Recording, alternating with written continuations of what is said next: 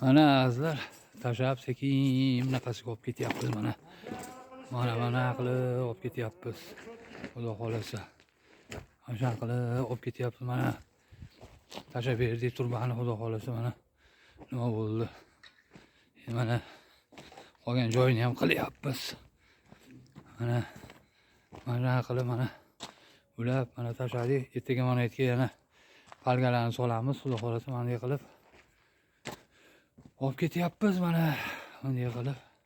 O'g'lim mana podvalga olib tushib, podvalda hozir nima qildik? Bitta nasosga joy qildik. Mana bunaqasiga olib ketyapmiz.